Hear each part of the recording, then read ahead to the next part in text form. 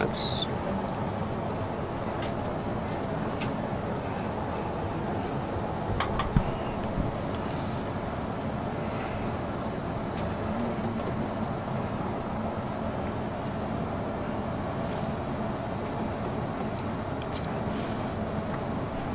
Good morning, Dominicans and my colleagues here with me joining at the briefing session.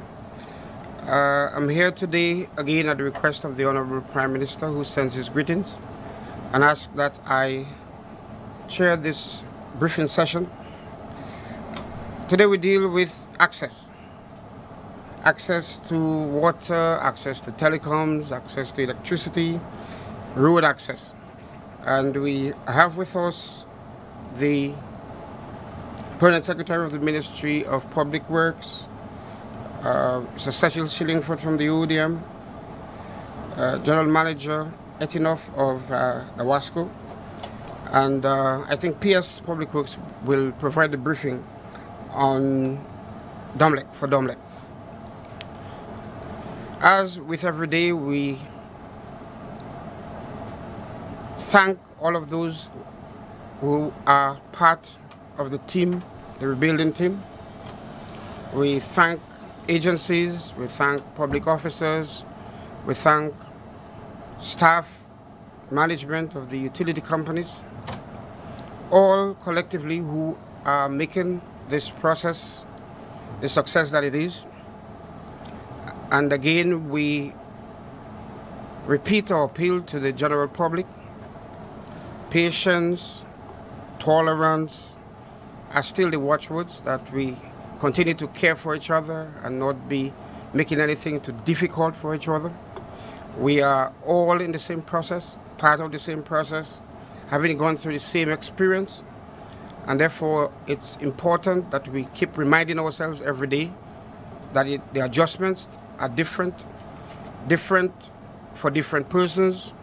Even some of us who have accepted the loss are realizing when certain needs come up that you still have to adjust again to the things that you don't have. So tolerance is the watchword.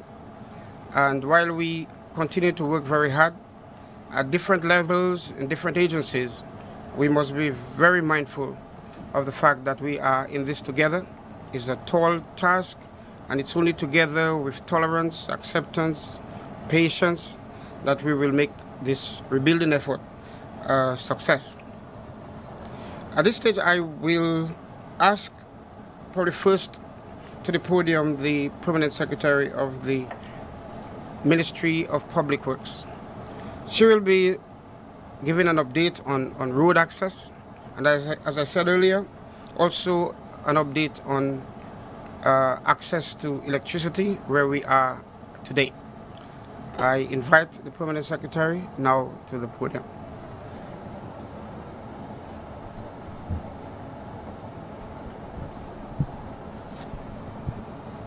Cabinet Secretary, Mr. Steve Farrell, Mr. Cecil Shillingford of ODM, Mr. Etinoff of the Wasco, and Ms. Boston. Good morning, media, general public, all listeners and viewers.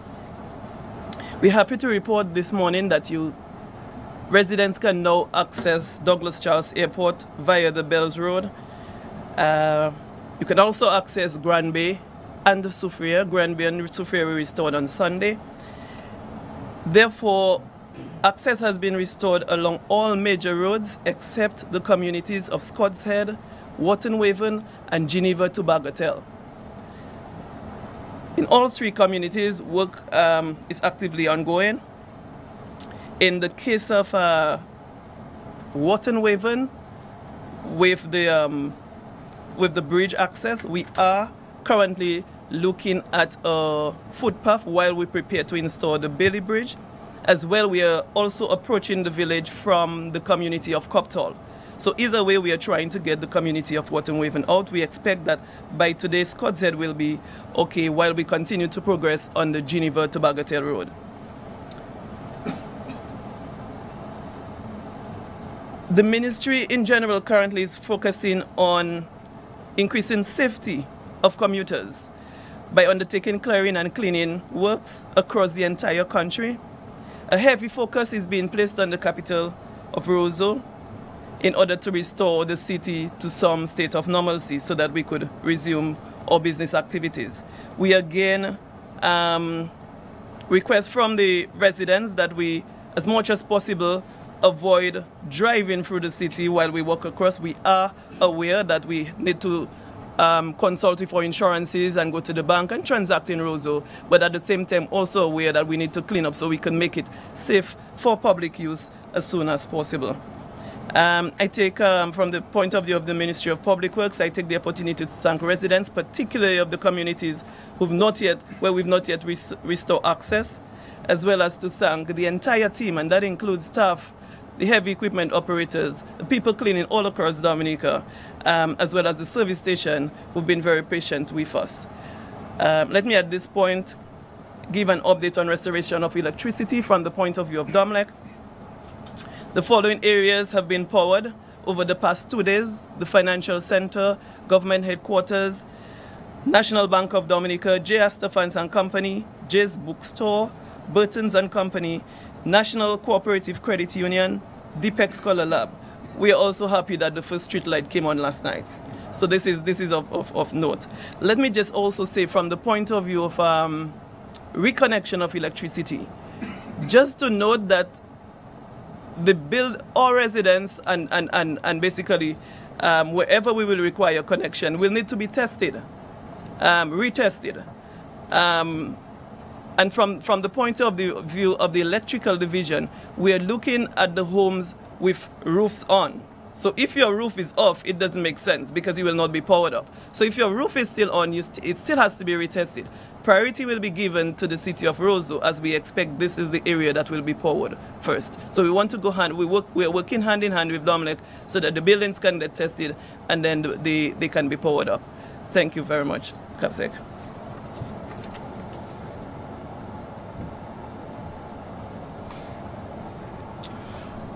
Thank you, PS Public Works.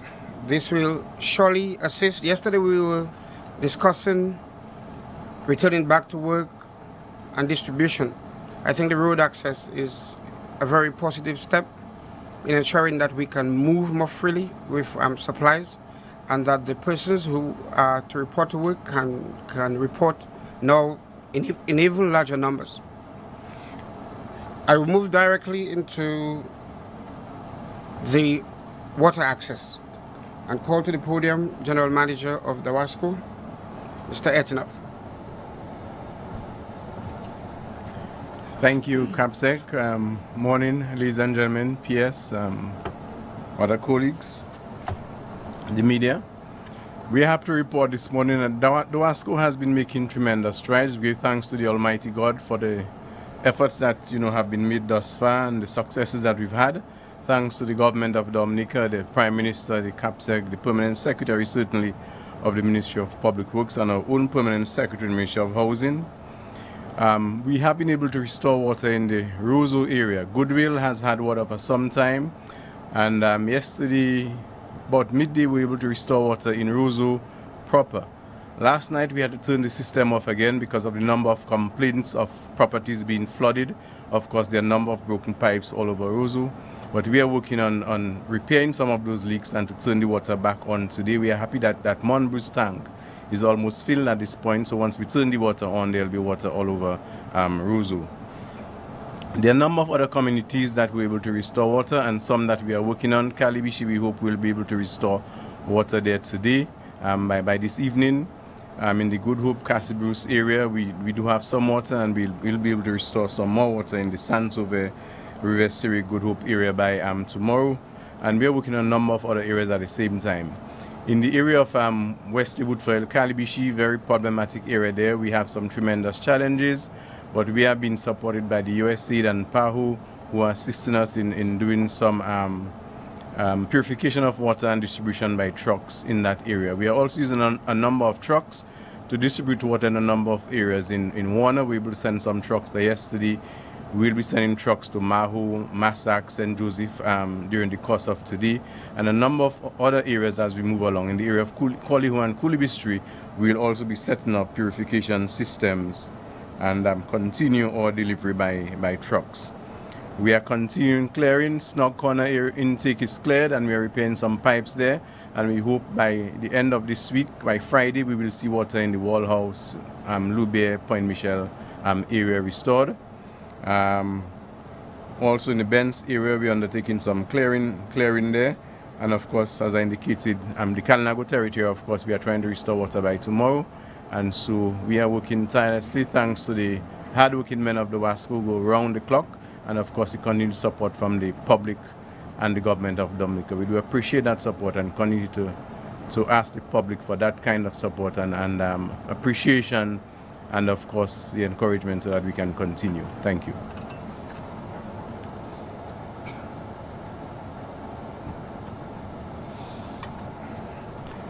Thank you very much, Mr. Etienne. Surely water restoration has wide impact, for it also releases the pressure on distribution, and supplies are limited obviously, so that the areas that now have water will relieve the organizers to focus on the more difficult areas where water access is not yet possible.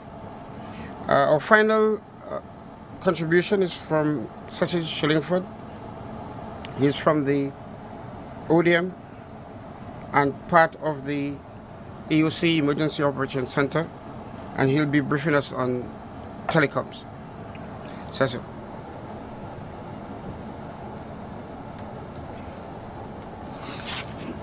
Good morning all.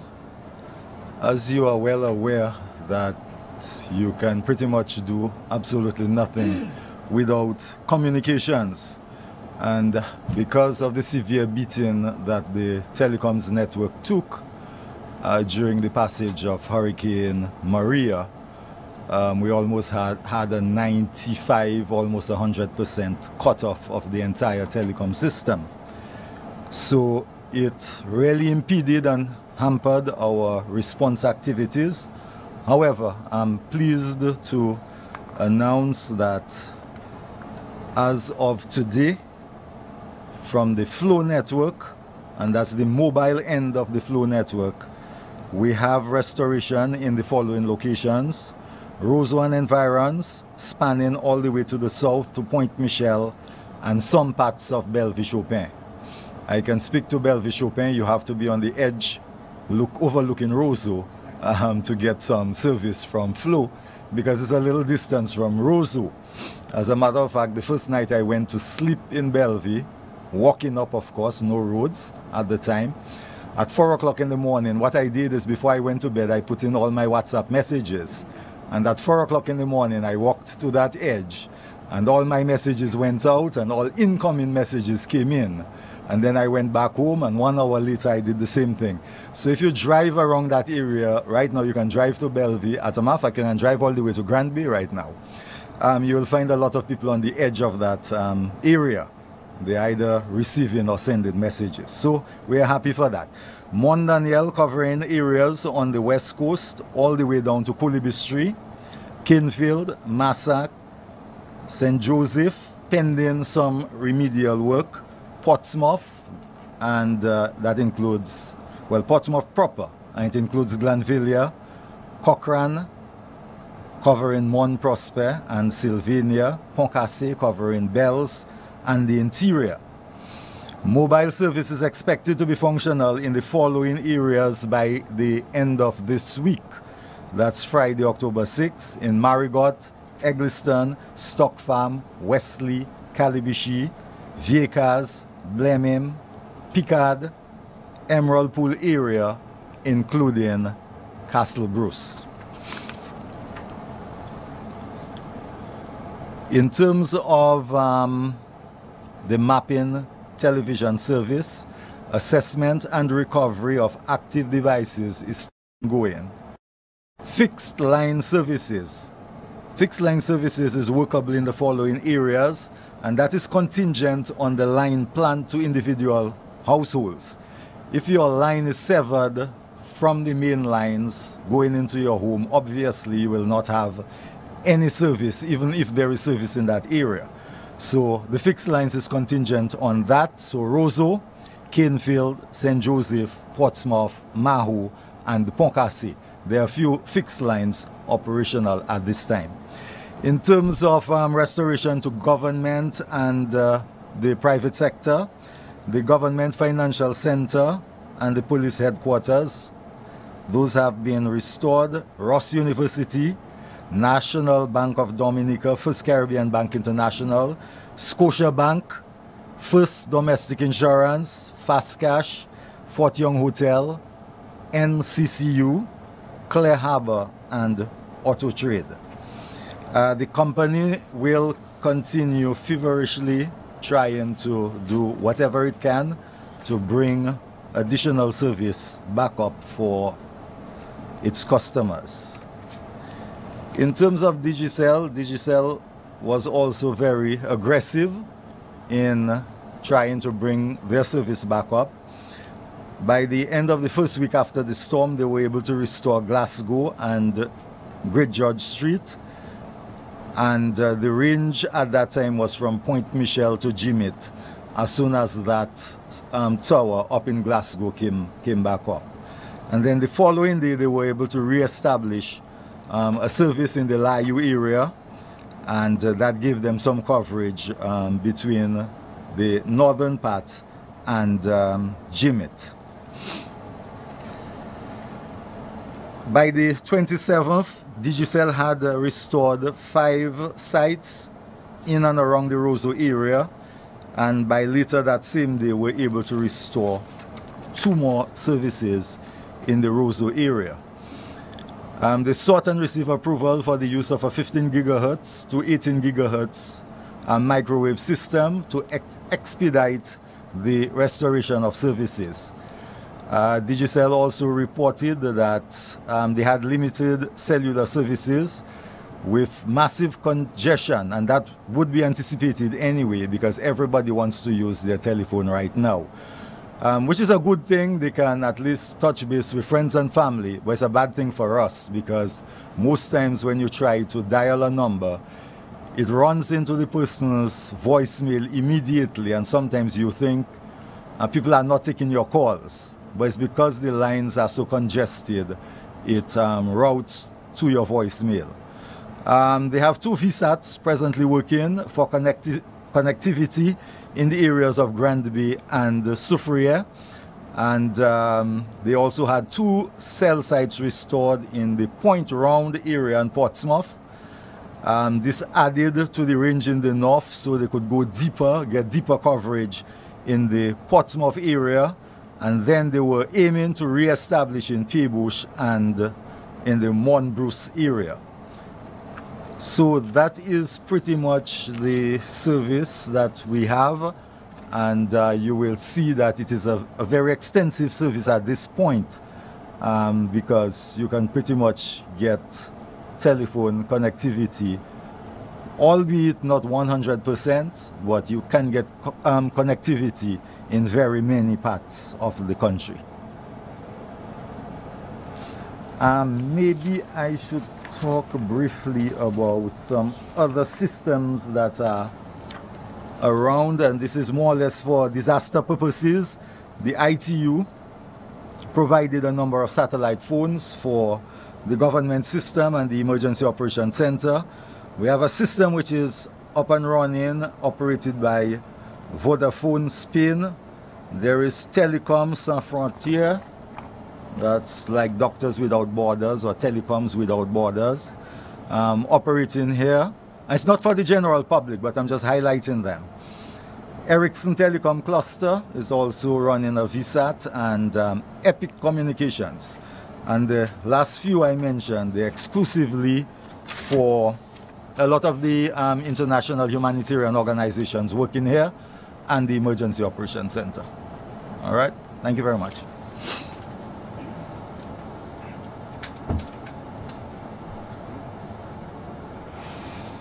Okay, ladies and gentlemen, you will admit that we are in fact making progress, although there is a lot more to be done.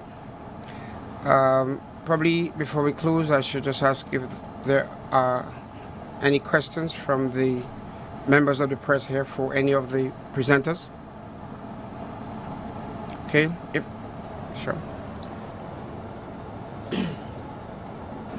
In terms of communications, I would just want to say one more thing. In the early days, we were very grateful to the Amateur Radio Club and other two-way operators. To a limited extent, the police and other two-way radio players for providing that sort of communications for an extended period, 2 weeks, while people had absolutely no access to cell phone. We were able to communicate throughout certain parts of the country using two-way radios, amateur radios, and radios of the like. Thank you. Okay, I was asking, do we have any questions? Two? Yeah, okay, so go ahead. Okay, good morning. This question is for Mr. Etinoff. I'm from CBN4. Yes. Once we spoke about access for the water, how about the cleanliness? Can we use the tap water for drinking purposes? Reports that the water that we provide is not treated. That is really not the case. We treat the water once we release it. It's treated in the normal way. Of course, there are a number of breakages along the way and quite a bit of debris. So I still advise cautiously that people use the water cautiously. If you need to boil it, please do so. Let me be honest with you, I have used the water already because I know we've treated the water. But nonetheless, because of all that has happened, I would advise that people are very cautious how they go forward. Boil it if you have to. Yes, welcome. I just want to add something. I'm not a water expert by any stretch of the imagination, but coming out of the EOC setup, I just want to say that there are about 6 purification plants working along the west coast and one in Granby. So if people do not have water at their homes from the Wasco, they can get treated water in the Massac, Maho, St. Joseph. There's one close to Portsmouth and one also in Granby. So people in these areas, and in Marigot, yes, in Marigot. There are 6 of them around the country where people can access good potable water.